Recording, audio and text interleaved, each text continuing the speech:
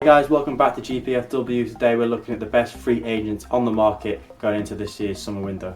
Most of these players will be available on June the 30th if it was a normal transfer year, normal season, but obviously with it being extended. Some of these players have signed short-term deals going just at the end of the current season, but they will be available after that. Before we start, I just want to remind you to like, comment and subscribe and ring the bell to get notifications for all the upcoming videos. Jumping in, recent one came in the news was Ryan Fraser was rejecting his contract offer from Bournemouth, which means he will be a free agent very soon. Had a stellar year last year in the Premier League with 7 goals, 14 assists, and he was very, very strong on that left wing. You know, he seemed quick, he seemed direct, he seemed that he could work in a team that is very attacking like Bournemouth was. Obviously things haven't gone to plan this year. Bournemouth have been shocking all round, and he's only managed 1 goal and 4 assists. You know, a complete drop off in performance, but for a free transfer you could do a lot worse than Ryan Fraser, and there's a lot of Premier League teams such as Crystal Palace, Everton perhaps, even Wolves. People would love a free agent like him who could regain his confidence and form at a better club. With free agents, usually they're old and they're over the hill perhaps, but Malang Sarr from Nice is only 21 years old and he's been linked with Manchester City. He's been linked with both Milan clubs. He's a young centre back he boasts a 90.6% pass completion rate. Nice have had a decent year. He's a decent player, and for 21, he's got a lot of potential, and he's someone you could definitely take a chance on for turning into a great player in the future. So at 21 for a free agent, it seems a no-brainer for a whole host of clubs. Coming in at number 3 is a big hitter, Edinson Cavani of PSG.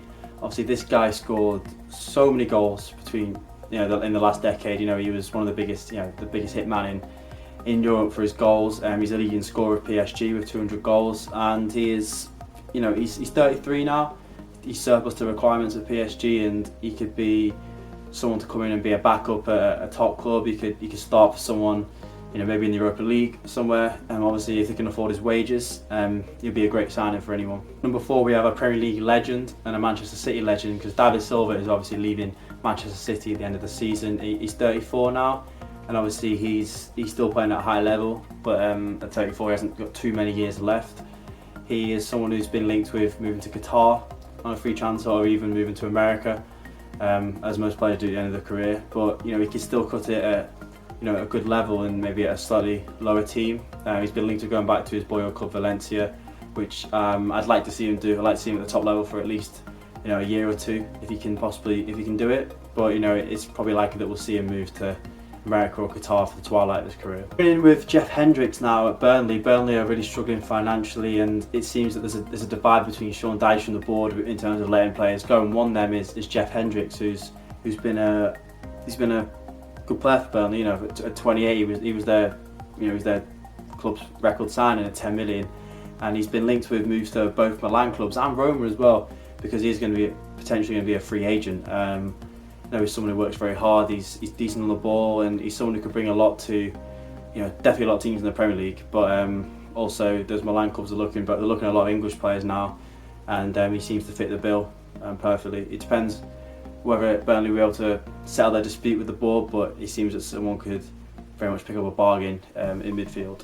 Looking at Jose Callejon now from Napoli, who plays on the right wing. Obviously, once upon a time he was a very good player in Europe, but now he's 33, but he's still performing at a pretty high level. This year he's found 2 goals and 7 assists, and the year before he was a decent season as well with 10 assists. So he's someone who can still cut it. He's not going to be a regular starter at a top club, but he's someone who could definitely be backup. Someone who could bring experience somewhere, and obviously again his wages aren't too high, around the £105,000 a week mark. So I'm sure someone who needs a little bit of European experience can bring him in. That's a very good squad player. So now looking at Joe Hart at Burnley. Obviously when he joined, they had Tom Heaton and Nick Pope, and he was third choice. So it was very tough for him to be there and be third choice and not really get a kick. He's 33 now. Obviously once upon a time he was one of the best keepers in the league and perhaps the world. He won a couple of Golden Gloves in the league and won a couple of titles at City, but obviously he's not really played that much football in the last 4 years. So certainly with Arsenal losing Leno to that injury, rumours of him going to Arsenal now. Whether that be a good move or not, he hasn't really played a lot of football. It's probably not the Joe Hart that we used to know. So I feel like a lot of teams could take a chance on him, maybe lower teams in the Premier League, but obviously he's got a chance now to revive his career somewhere, and it's just a case of who wants him really.